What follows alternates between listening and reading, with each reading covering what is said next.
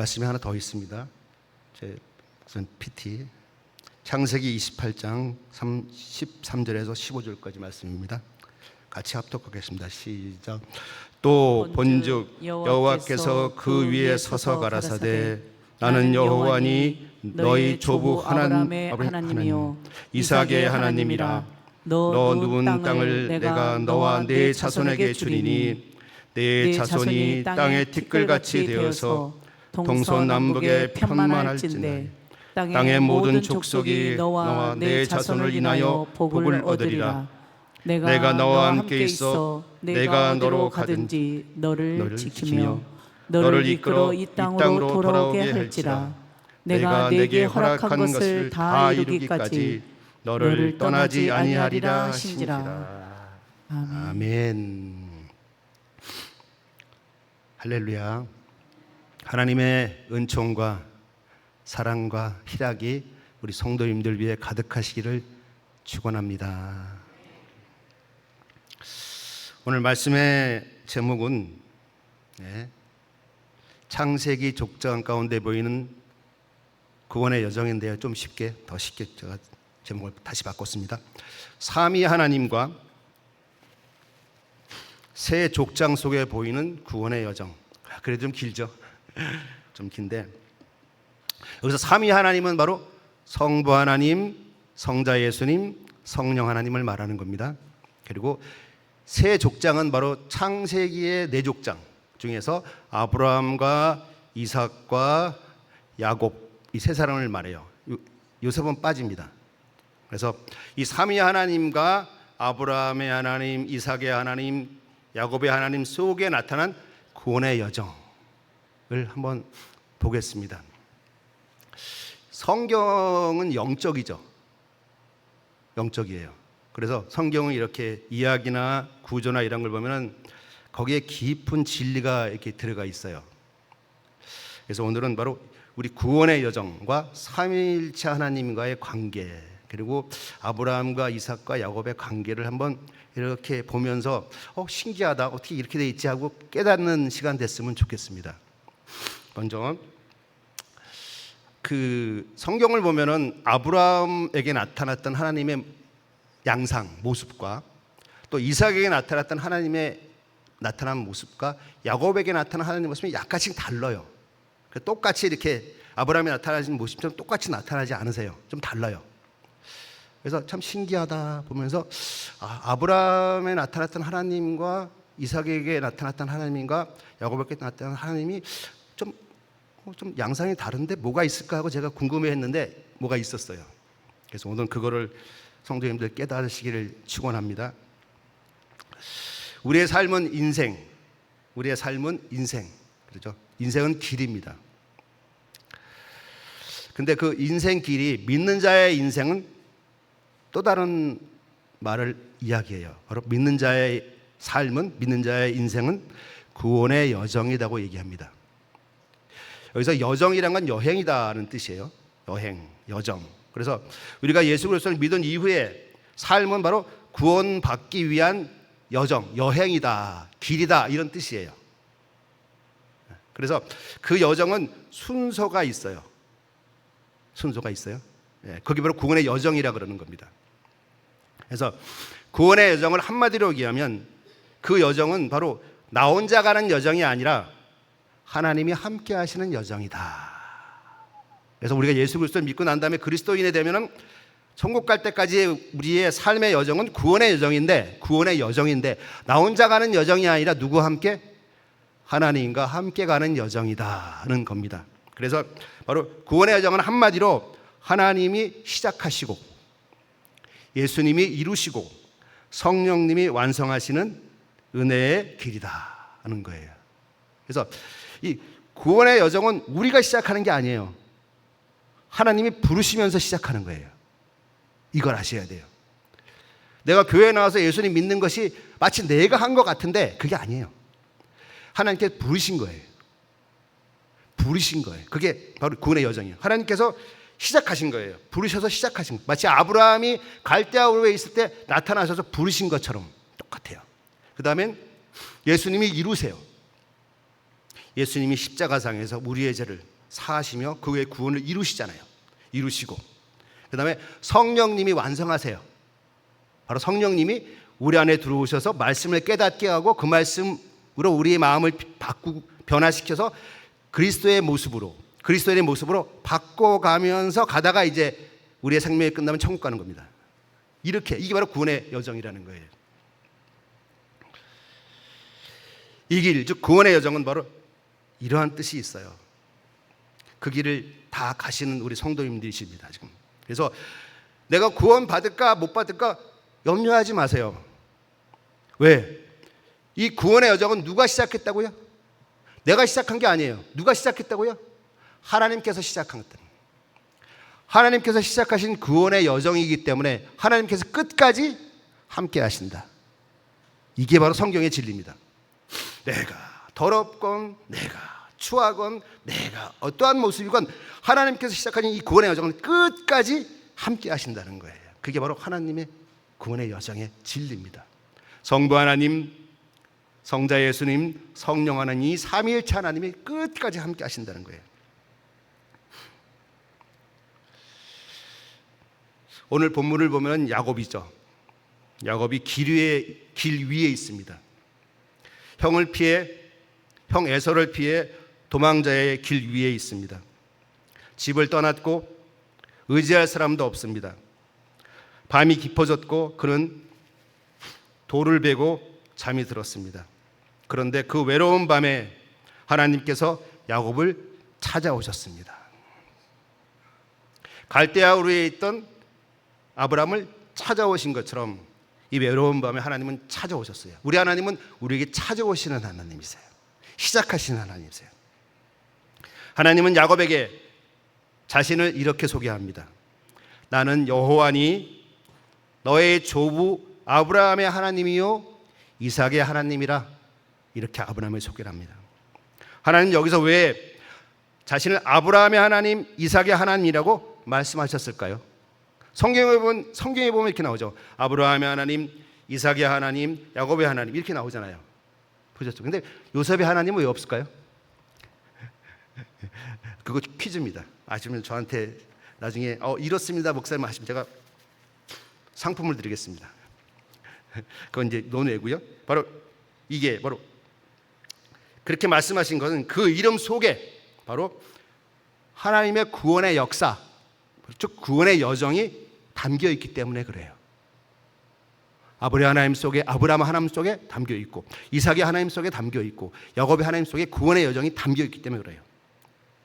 그걸 찾으시는 성도님 되시기를 축원합니다. 아브라함에게 시작된 건 바로 부르심. 이삭에게서 드러나는 것은 바로 재물의 순종. 야곱에게서 나타난 건 바로 변화와 성화의 여정. 어렵죠? 예. 성경을 말씀을 듣다 보면 깨닫게 되실 겁니다. 오늘 우리는 새 족장의 삶을 통해서 삼위 하나님께서 우리를 어떻게 구원하시는지를 보게 됩니다. 삼위 하나님께서 우리를 어떻게 구원하시는지. 아브라함의 하나님은 우리를 먼저 부르시고 우리를 먼저 부르시는 성부 하나님의 은혜를 보여주세요.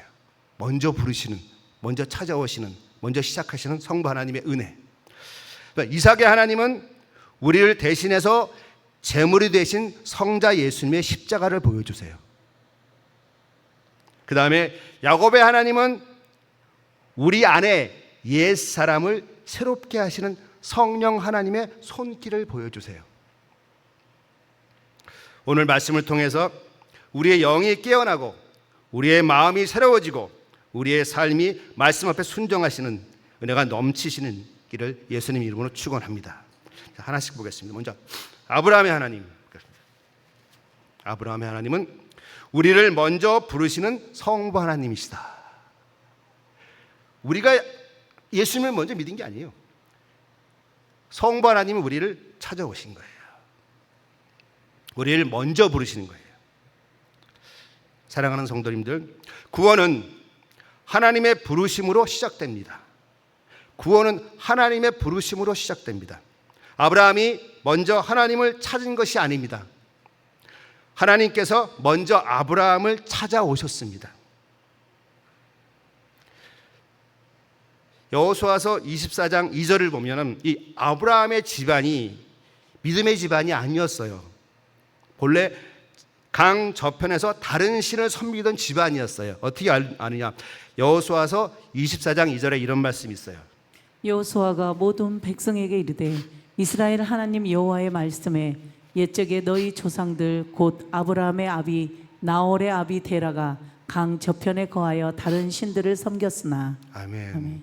아브라함의 아비 나홀의 아비 데라가 강 저편에 거하여 다른 신을 섬겼으나 이렇게요. 그러니까 아브라함의 집안은 믿음의 집안이 아니에요. 우상을 섬겼던 집안이에요. 그래서 아브라함은 처음부터 믿음이 완성된 사람이 아니었어요. 그도 우상의 땅에서 있던 사람이었어요. 하나님을 알지 못했던 사람이었어요. 그런데 하나님께서 그를 부르셨어요. 창세기 12장 1절입니다. 여호와께서 아브라함에게 이르시되 너는 너의 본토 친척 아비 집을 떠나 내가 네게 지시할 땅으로 가라. 찾아오셔서 부르셨어요. 이것이 바로 뭐예요? 은혜입니다. 은혜. 구원은 인간의 자격에서 출발하지 않아요. 구원은 하나님의 선택에서 출발합니다. 내가 하나님께 가까이 간 것이 아닙니다. 하나님께서 멀리 있던 나를 찾아오신 것입니다. 내가 믿음의 사람이어서 부름을 받은 게 아닙니다. 부름을 받았기에 믿음의 길을 걷게 된 것입니다. 성도님들, 성부 하나님의 부르심은 우리 구원의 시작입니다. 우리를 창세전에 그리스도 안에서 택하시고 죄와 사망 가운데 있던 우리를 불러내셨습니다. 아브라함의 여정은 단순한 이주가 아닙니다. 우상의 자리에서 약속의 자리로 옮겨지는 여정입니다. 자기 뿌리에 의지를 하던 삶, 자기 뿌리에 의지를 하던 삶에서 하나님의 말씀을 의지하는 삶으로 나아가는 여정입니다. 그래서 아브라함은 믿음의 여정을 가게 되죠.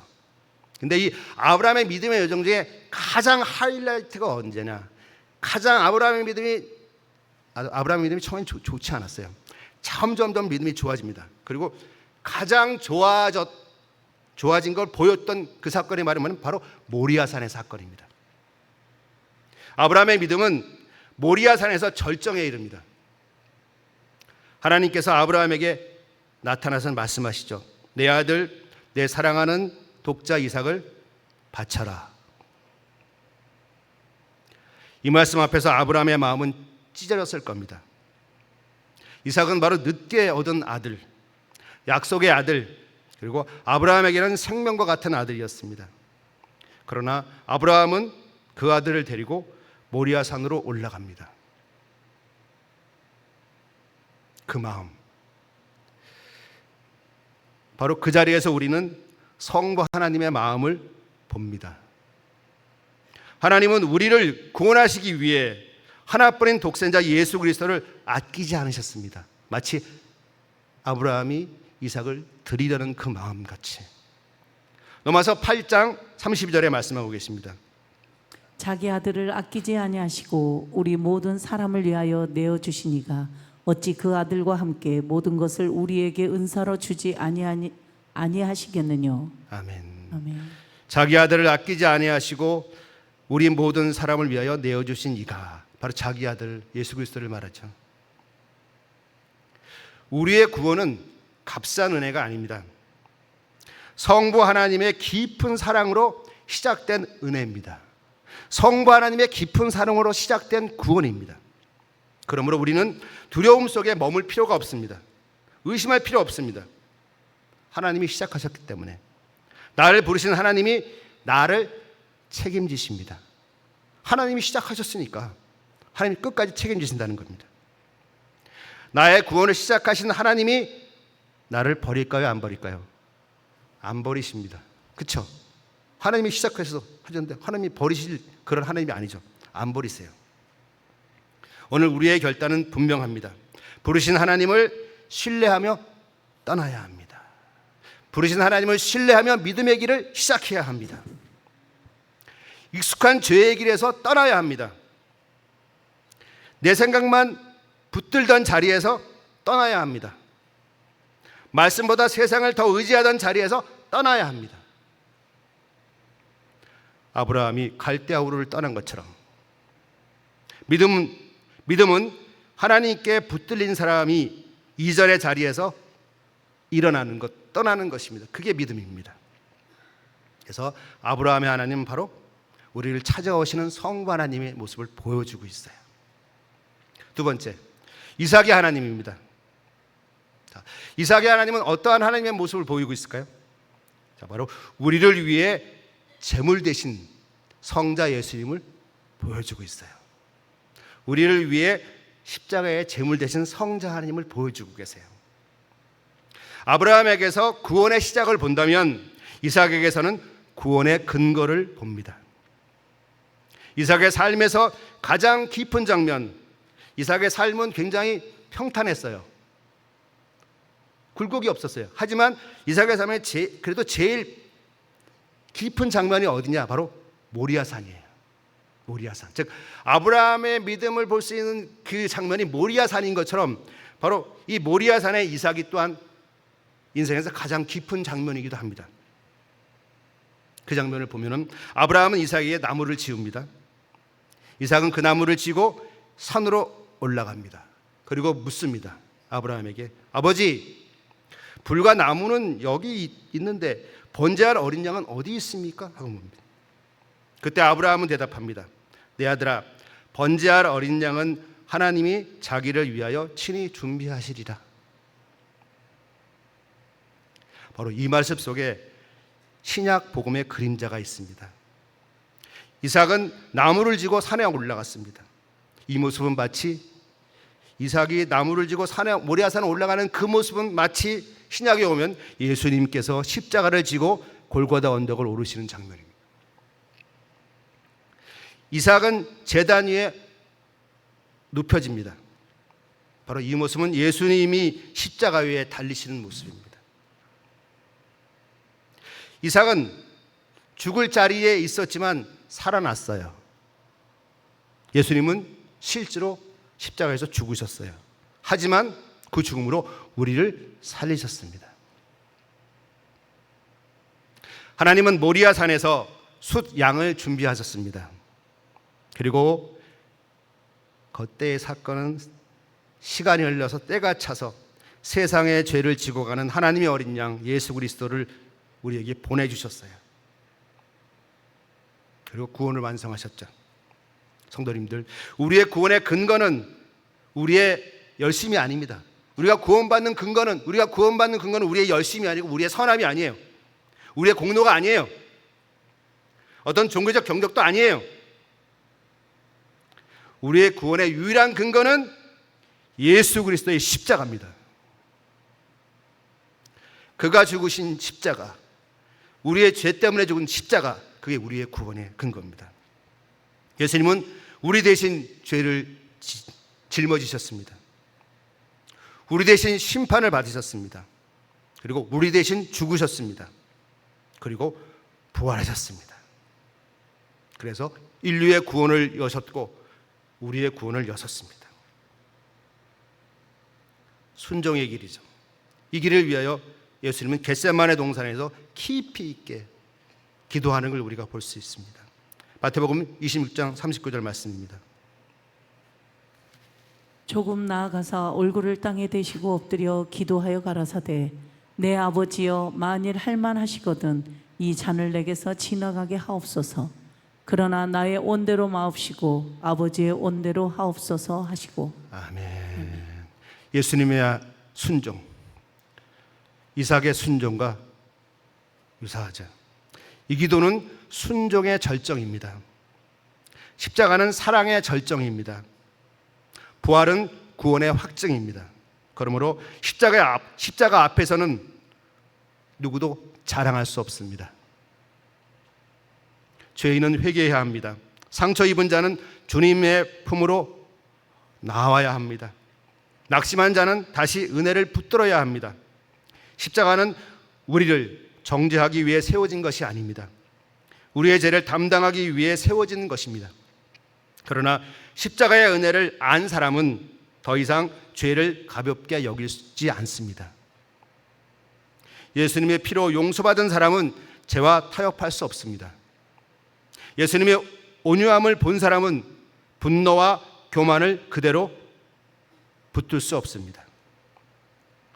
성도님들, 이삭의 하나님은 바로 십자가의 길을 보이시는 성자 예수님을 보여주고 있습니다. 오늘 우리는 결단해야 합니다. 내 의를 내려놓고 십자가를 붙들어야 합니다.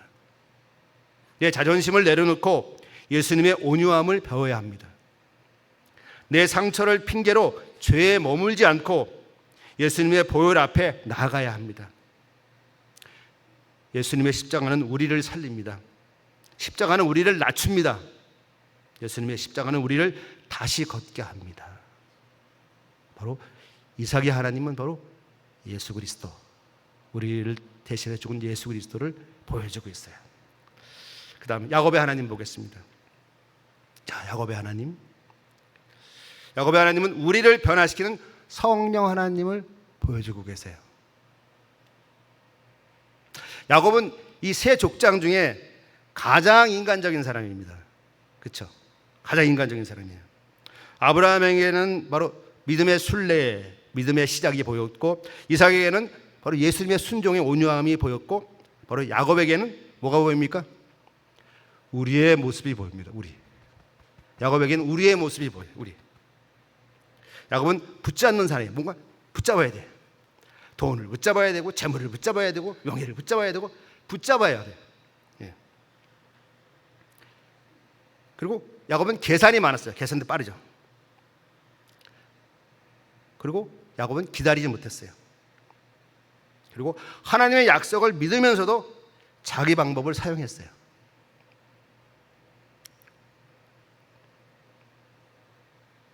야곱은 하나님을 만납니다. 어디서 만나죠? 베델에서. 야곱은 하나님을 만났고 하나님의 사람으로 부름을 받았지만 그 이후에도 계속해서 자기의 힘을 의지해서 살았어요. 우리의 모습이랑 비슷하지 않습니까?